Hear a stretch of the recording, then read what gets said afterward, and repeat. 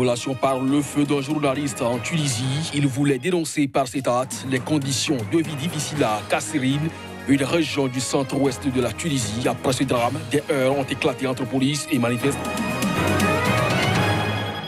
Nouvel accident sur la route Kinshasa-Matadi dans l'ouest de la République démocratique du Congo. Au moins 26 personnes y sont mortes à la veille de Noël. Une récente collision avait déjà fait des dizaines de morts. Ouverture mardi à Fès, dans le nord du Maroc, d'un procès controversé. Il s'agit de celui de Abdelali Amiedine, haut responsable du Parti Justice et Développement, qui mène la coalition gouvernementale au Maroc. Bonjour à toutes, bonjour à tous et bienvenue. Nouvel accident sur la route entre Kinshasa et Matadi. Nous sommes là dans l'ouest de la République démocratique du Congo. Au moins 26 personnes y sont mortes à la veille de la fête de Noël. Une récente collision avait déjà fait des dizaines de morts sur cette même voie. C'est le ministre provincial des Travaux publics de Congo central qui a annoncé la tragique nouvelle. La collision entre deux véhicules qui a fait 26 morts a eu lieu sur la route nationale 1, à quelques 130 km à l'ouest de Kinshasa, dans le même secteur qu'un précédent accident qui avait fait des dizaines de morts le 6 octobre. Cette date-là, plus de 50 personnes sont mortes calcinées après la collision entre un camion-citerne rempli de carburant et un autre camion au niveau du village Mbouba, près de Kisantou, où les victimes avaient été prises par la propagation du feu. À ce jour, la route entre la capitale Kinshasa et Matadi est jalonnée de carcasses de véhicules fraîchement accidentés. Pourtant, il s'agit d'un axe stratégique entre la capitale et l'un des rares débouchés maritimes du pays. À en croire un usager, la route est trop étroite et les remorques prennent tellement d'espace que les chauffeurs des petits véhicules se retrouvent très souvent dans les ravins.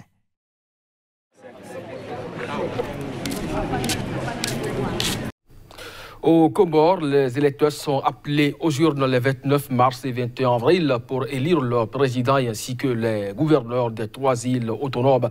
Ces différentes dates ont été annoncées par un décret présidentiel rendu public ce lundi. Des précisions à travers ces images. Les Comoriens sont appelés aux urnes le 23 mars pour élire le président ainsi que les gouverneurs des 3 îles autonomes. En quart de deuxième tour, le scrutin se tiendra le 21 avril selon un décret présidentiel publié lundi. Outre le président, les Comoriens doivent élire les gouverneurs des îles de Grande Comore, d'Anjouan et de Moélie. Le climat politique s'est singulièrement dégradé aux Comores depuis le référendum constitutionnel du 30 juillet dernier qui a renforcé les pouvoirs du président Azali Assoumani, notamment en l'autorisant à accomplir 2 mandats successifs au lieu d'1. La nouvelle constitution met à mal la présidence tournante tous les 5 ans entre les 3 îles principales de l'Union des Comores, Anjouan, Grande Comore et Moélie. En vertu de ce principe, la prochaine présidence aurait dû revenir à un représentant de l'île d'Anjouan où l'opposition est majoritaire. Cette réforme avait provoqué des manifestations violentes. En octobre, un groupe de rebelles armés avait affronté les forces comoriennes à Moutsa-Moudou, la capitale de l'île d'Anjouan. Les 3 îles des Comores, depuis leur indépendance en 1975, ont connu une vingtaine de coups ou tentatives de coup d'État. Au Libéria, le syndicat des journalistes a dénoncé lundi l'hostilité renforcée envers les médias de certains proches du président Georges Weah. Ceci après que le ministre des Finances ait promis que le gouvernement s'armerait pour dénoncer les mensonges de la presse. L'Union de la presse au Libéria s'est dite préoccupée par l'hostilité renforcée contre la presse au sein du cercle du pouvoir du président Georges Weah. La déclaration a été faite par le syndicat des journalistes du pays qui a rappelé à l'ancienne star du football au pouvoir depuis presque un an ses engagements, notamment celui de garantir les libertés civiles, dont celle de la presse. Elle intervient après que le ministre des Finances, Samuel Toé, un proche du président libérien, ait déclaré lors d'un meeting ce week-end au siège du CDC, le parti au pouvoir, que le gouvernement s'armerait pour dénoncer les mensonges de la presse. Cette menace intervient après la publication d'un article par le quotidien libérien Front Page Africa dans lequel il était affirmé que le ministre des Finances et l'un de ses collègues, le ministre d'État Nathanaël McGill, avait justifié des dépenses par le paiement d'arriérés dus à une entreprise de bâtiment depuis l'époque où le Libéria était dirigé par l'ex-chef de guerre Charles Taylor, devenu président. Le journal avait laissé entendre qu'il s'agissait d'une manière de détourner des fonds publics.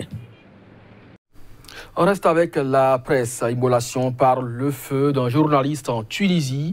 Il voulait dénoncer par cet acte des conditions de vie difficiles à Kasserine, une région du centre-ouest de la Tunisie. Après ce drame, des heurts ont éclaté entre police et manifestants.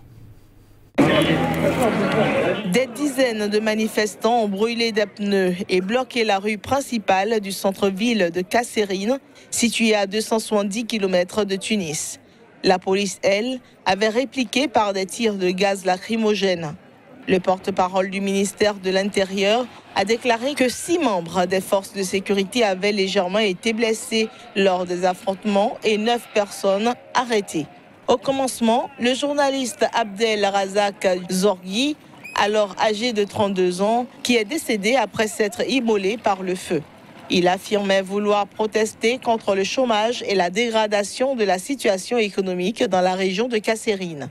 Pour les fils de Kasserine qui n'ont pas de moyens de subsistance, aujourd'hui je vais commencer une révolution, je vais m'immoler par le feu, a-t-il déclaré dans une vidéo qu'il a publiée avant sa mort.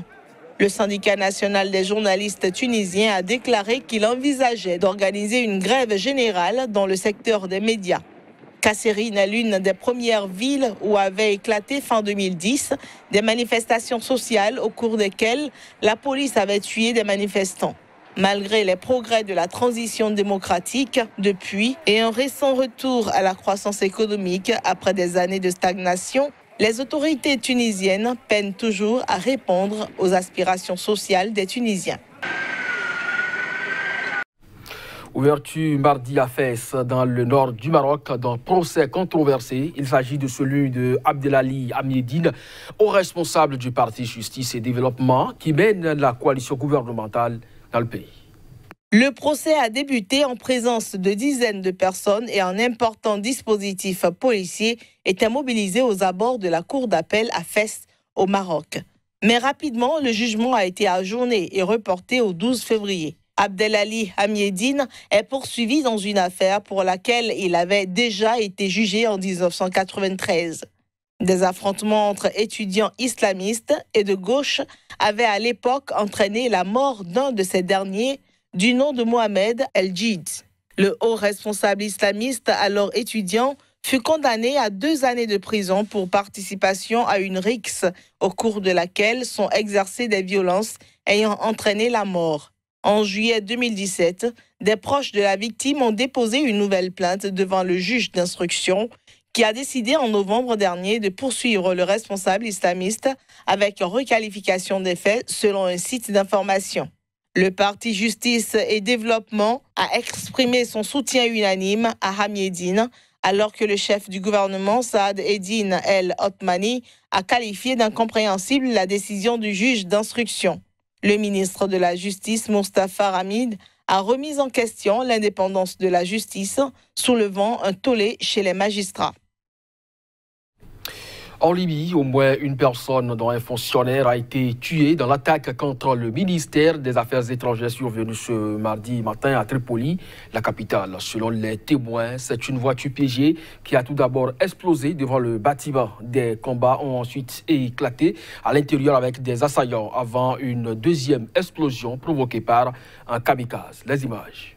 2 explosions et des coups de feu ont été entendus ce mardi matin dans l'enceinte du ministère des Affaires étrangères à Tripoli, la capitale libyenne. Selon la chaîne officielle du gouvernement d'Union, qui cite des sources anonymes au sein des ministères des Affaires étrangères et de l'Intérieur, l'attaque a été menée par plusieurs assaillants terroristes. Selon une source de sécurité se trouvant sur place, au moins une personne, un fonctionnaire, a été tué dans cette attaque. Selon cette même source, une voiture piégée a tout d'abord explosé devant le bâtiment, amenant des forces de sécurité à se rendre sur le site.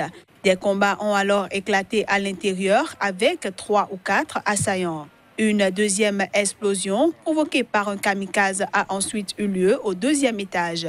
La Libye est plongée dans le chaos depuis la chute du régime de Mouammar Kadhafi en 2011. Le pays est divisé entre plusieurs entités rivales, avec notamment la présence à Tripoli d'un gouvernement d'union nationale soutenu par la communauté internationale et dans l'Est, un cabinet parallèle appuyé par l'armée nationale libyenne, autoproclamé par le maréchal Khalifa Haftar. Ce chaos politique et sécuritaire a favorisé l'émergence de groupes djihadistes qui ont commis de nombreuses attaques ces dernières années.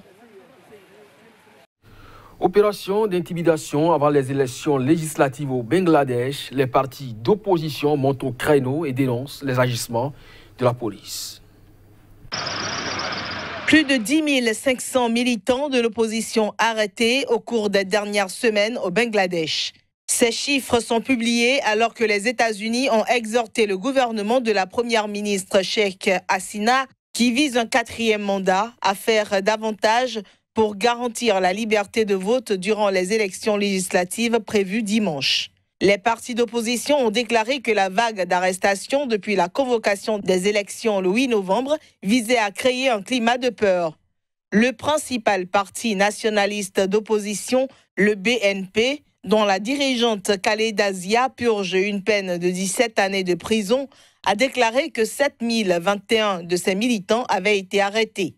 Ce parti avait espéré que le déploiement de 30 000 policiers améliorerait la sécurité dans ce pays de 165 millions d'habitants. Mais chaque jour, 80 à 90 de ces militants sont arrêtés, d'après le parti. Un porte-parole de la police qui n'a pas confirmé le nombre d'arrestations a déclaré qu'aucune interpellation n'était effectuée sans mandat.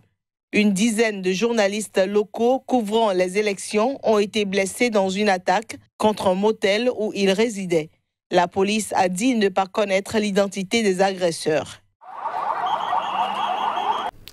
Au Niger, l'Assemblée nationale a clos sa session budgétaire sans adopter le projet de loi anti-tabac.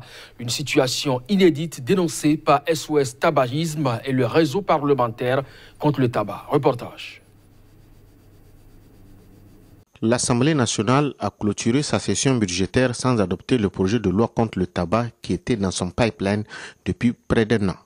Alors que les débats devaient se tenir, contre toute attente, le président de la commission saisi au fond et le rapporteur ont boycotté l'hémicycle sans aucune raison. Mieux, ils ont envoyé une demande de retrait du projet de loi. Mais le vice-président du Parlement, qui présidait la séance plénière, a tout simplement ajourné l'examen jusqu'à une prochaine session. Je ne peux pas comprendre que des parlementaires puissent être contre une loi qui, à tous égards, ne peut profiter qu'à la population qui n'a absolument rien de politique, vous l'avez vu. C'est les députés de tous bords qui sont pour l'adoption de cette loi-là. Je n'arrive pas à comprendre que les députés soient à marge des aspirations du peuple qui les a élus. Pour arriver à ce stade, l'association SOS Tabagisme a mené un plaidoyer pendant plusieurs mois et obtenu l'introduction du projet de loi à l'Assemblée nationale. Pour son président, ce qu'il s'est passé au Parlement est tout simplement inédit. Selon Inoussa Sauna, c'est l'œuvre de certains responsables du ministère de la Santé à la solde de puissants lobbies qui ne cachent pas leur hostilité contre l'adoption du projet de loi. Il faut que les choses soient claires. C'est au niveau du ministère de la Santé qu'il y a une campagne contre la loi. Ce n'est pas au niveau de l'Assemblée nationale. Nous en sommes convaincus et nous avons les preuves et nous connaissons les individus. Toutes les forces qui pensent qu'ils peuvent se cacher pour travailler pour l'industrie, ils finiront par se faire découvrir et ils perdront. L'intérêt pour eux, c'est d'être du côté de la santé publique et c'est pour cela, encore une fois de plus, j'interpelle le ministre de la Santé publique. SOS Tabagisme ne compte pas s'arrêter en si bon chemin. Son président promet de poursuivre la campagne et un grand déballage très bientôt sur le rôle de l'industrie du tabac et ses soutiens au Niger. C'est sur cette information que nous refermons ce journal. Mesdames, Messieurs, merci de nous avoir suivis. Restez en compagnie des programmes de SICA.